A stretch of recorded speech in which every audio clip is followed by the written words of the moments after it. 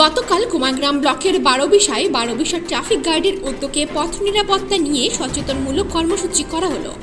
বারোবিশা চৌপতিতে হরিমন্দিরের প্রাঙ্গণে অনুষ্ঠিত এই কর্মসূচিতে অংশগ্রহণ করেন বারোবিশা ট্রাফিক গার্ডের ওসি চন্দন রায় সহ বাকি অন্যান্যরা।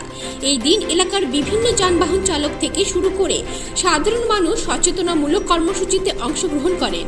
হেলমেট পরে বাইক চালানো, দ্রুত গতিতে গাড়ি না চালানো, মদ্যপ অবস্থায় গাড়ি না চালানো এবং ট্রাফিক সিগন্যাল মেনে গাড়ি চালানোর মতো নানা বিষয় নিয়ে সচেতন করে ট্রাফিক পুলিশ জানিয়েছেন, সাধারণ মানুষকে ট্রাফিক আইন সম্পর্কে সচেতন করার কাজ চলছে। তারপরেও যদি কেউ ট্রাফিক আইন অমান্য করেন তাহলে তার বিরুদ্ধে ব্যবস্থা নেওয়া হবে।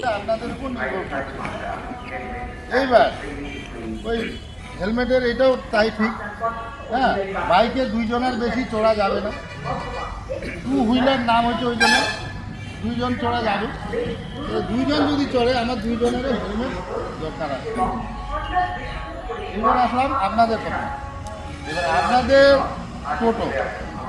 টোটোতে কী হচ্ছে, আপনাদের মধ্যে যারা আছেন অনেকের বেশিরভাগের ড্রাইভিং লাইসেন্স নেই।